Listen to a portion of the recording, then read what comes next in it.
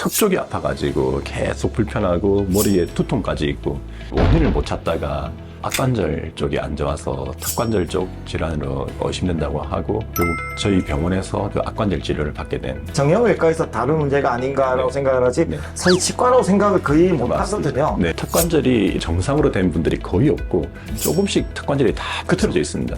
80% 이상이 근육의 문제이기 때문에 약을 처방해서 긴장되어 있는 근육을 좀 이완시키는 것이 가장 기본적입니다. 이렇게만 하더라도 놀랍게도 80%가 치유가 됩니다.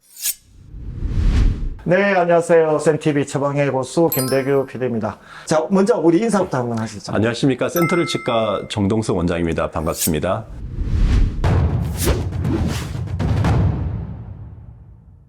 지금 오늘 케이스나 그러니까 전반적인 어떤 부분인지 한번 이야기해 주세요. 오늘은 여성분 환자분이셨는데 이 턱 쪽이 아파가지고 계속 불편하고 머리에 두통까지 있고 계속 불편하셨는데 원인을 못 찾다가 대학병원에 방문하셨습니다. 그래서 여러 과를 돌다가 치과에서 악관절 쪽이 안 좋아서 턱관절 쪽 질환으로 의심된다고 하고 그 상담을 받다가 결국 저희 병원에서 그 악관절 치료를 받게 된 턱관절 통증에 대한 그런 내용입니다. 저도 제가 치아에 대해서는 당연히 치과라고 생각을 하는데 이 관절에 대한 부분은 또 심지어는 통증까지 있었다 그러니까 네. 이게 약간 정형이 아닌가라는 네. 생각, 정형외과에서 다른 문제가 아닌가라고 네. 생각을 하지 네. 사실 치과라고 생각을 거의 못 맞습니다. 하거든요. 네. 그런 케이스 대부분 많으시죠. 굉장히 많은데 환자분들이 잘 모릅니다. 교과서에 보면은 전 국민의 5%가 넘게 돼 있고 점점점 퍼센트가 높아지고 있다 그러고 있습니다. 그렇죠. 네.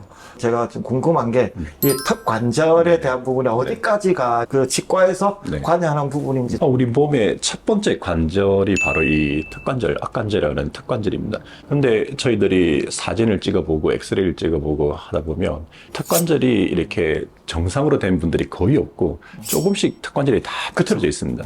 지금 보시는 이 환자도 오른쪽 왼쪽 관절이 굉장히 많이 틀어져 있습니다. 보시면 이 부분이 관절 부분인데 턱관절이 지금 이렇게 털어져 있어서 관절에 있는 위에 디스크가 있습니다. 그래서 이 부분을 압박함으로써 턱관절 쪽에 통증을 유발해서 저희 병원에 내원하게 되었습니다. 네. 여기 보시면 이 관절이 오른쪽인데 그냥 얼핏 보기에도 이 모양이랑 이 모양이 좀 틀어져 있는 걸 볼 수 있고 요 사이가 디스크가 놓이는 곳인데 요 공간이나 이 형태를 봐도 이 형태나 이 형태가 틀어져 있고 압박이 되어 있는 그런 걸 볼 수 있습니다. 그러니까 여기에 디스크가 있는데 이 악관절 위에 있는 이 뼈가 우리 인체에서 가장 얇은 뼈입니다.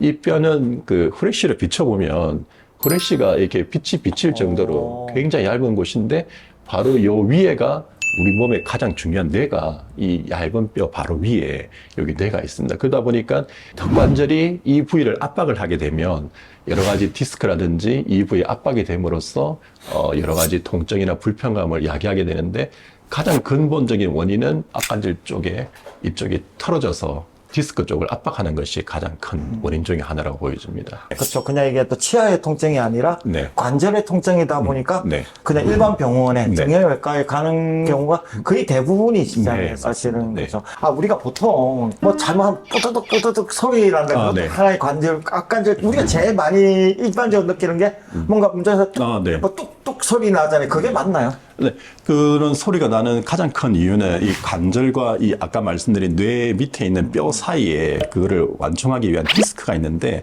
그 디스크가 마치 이렇게 땅콩 모양으로 생겨 있습니다. 네. 이렇게 땅콩 모양으로 생겼는데 관절의 윤활 기능이 원만하지 않으면 디스크에 걸리는 소리가 딱딱딱딱 나는 소리인데 현재로서는 그 소리 자체는 그렇게 질환은 여기지는 않습니다. 만약에 통증을 유발하지 않는다면은 크게 걱정을 할 필요가 없을 것 같습니다. 그러면 지금부터 이렇게 왔을 때 네. 제일 먼저 어떤 치료부터 하시는 네. 건가요? 기본적으로 이렇게 틀어지는 원인을 생각해 보면 찾을 수가 있습니다. 이 뼈가 틀어지려면 결국은 뼈 위에 신경이 붙어 있고 근육이 붙어 있는데 근육이 이렇게 좀 틀어져 있습니다.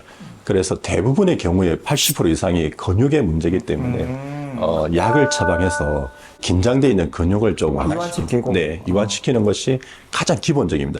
이렇게만 하더라도 놀랍게도 80%가 치유가 됩니다. 오, 그래요? 그럼 이제 통증이 없어지고 나서 네. 그 다음 과정이 네. 어떻게 되나요? 그 다음에는 아까 말씀드린 대로 요 디스크 부분이 압박이 되는 것이 가장 큰 원인입니다. 그래서 요 디스크 부분에 압박을 만약에 이 관절이 이렇게 이완이 된다 그러면 이 부분이 충분하게 이완이 된다 그러면 이 부분의 통증이 줄어들기 때문에 이 부분을 이완하기 위해서 위와 아래 치아 사이에 우리가 권투 선수들이 보면 시합 나가기 전에 마우스 맞습니다. 네, 이걸 껴서 보호를 하듯이 그렇죠. 입안에 요 악교정 장치를 끼워서 이 부분을 충분히 이완하게 되면 95%의 환자에 있어서 큰 효과를 볼 수가 있습니다. 약물 치료와 함께 악교정 장치까지 치유하고 지금은 그 통증이 거의 90% 이상 다 완화되었다고 그렇게 이야기하고 있습니다. 또 궁금하시는 게 기간이나 이런 부분이 어느 정도 뭐 환자의 상태에 따라 틀리겠지만 어느 정도 기간이 걸릴까요? 이 부분 같은 경우는 정말 드라마틱하게 효과를 보셔서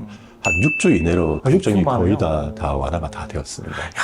제가 생각만 해도 그런 분들이 고통이 네, 진짜 매일매일 고통이었을 거 아니에요. 그죠? 네, 맞습니다. 그냥 만성질환처럼 계속 네. 이게 달고 있었어야 될 텐데, 우리가 치아도 마찬가지잖아요. 네. 임플란트를 하고 나서 이제 완전 새 사람이 되는 것처럼. 그러면 이런 케이스 말고도 또 많은 분들이 그 턱관절에 대한 오해가 많으시죠? 네. 가끔씩 보면은 이 악관절이라는 것이 발현을 하지 않고 내재되어 있는 경우가 많습니다. 그래서 특수한 경우에 있어서는 치과적인 진료를 하는 과정에 이런 악관절 증상이 나타나서 치과 진료를 했는데 턱이 불편한 이런 경우도 가끔씩 생길 수가 있습니다. 그런 경우에도 약물 치료라든지 그리고 이런 치료를 받게 되시면 거의 대부분 환자에서 좋은 결과를 얻을 수가 있을 것 같습니다. 아까 우리 잘 치면 그 얘기 했지 않습니까? 네. 야, 이게 치과 질환이냐, 정형외과 질환이냐라는 거를 보면서 요즘은 환자 케이스도 하나의 과를 대상으로 하는 게 아니라 이게 네. 복합적으로, 그죠? 이게 서로 뭐 이거는 여기서 치료받고 이거는 다른 과에서 받고 뭐 이런 것처럼 되어야 되는데 사실 치과는 또 약간 분리되어 있다 보니까 종합병원에서도 물론 뭐 치과가 있긴 하지만 이렇게 서로가 이렇게 참 왔다 갔다 하기 쉽지가 않은 케이스인데 딱 이런 것 같아요. 그죠? 네, 맞습니다. 두통과 치과가 연관이 있다고 생각하지 그러니까요. 못하는 분들이 많은데 이 환자분 같은 경우도 머리의 두통이나 이게 치과적인 진료로 깨끗하게 해결되어서 너무 행복하는 모습을 보고 그죠. 네, 여러 가지 악관절이나 근육의 어떤 문제들이라든지 어떤 그럼으로써 2차적으로 발생하는 신경 문제 그리고 골격의 뒤틀림 문제 이런 것들을 정확하게 진단만 해낸다면은 좋은 결과를 얻을 수 있을 것 같습니다. 내가 처방의 고수! 실질적으로 우리 몸의 가장 첫 번째 관절이 악관절입니다. 그래서 척추나 다리나 모든 이런 관절도 중요하지만 제일 첫 번째로 이 악관절 문제를 한번 체크해 보시고 그렇게 하신다면은 많은 질환에 있어서 가장 근본적인 치료의 시작이 이 악관절에부터 시작한다고 그렇게 생각됩니다.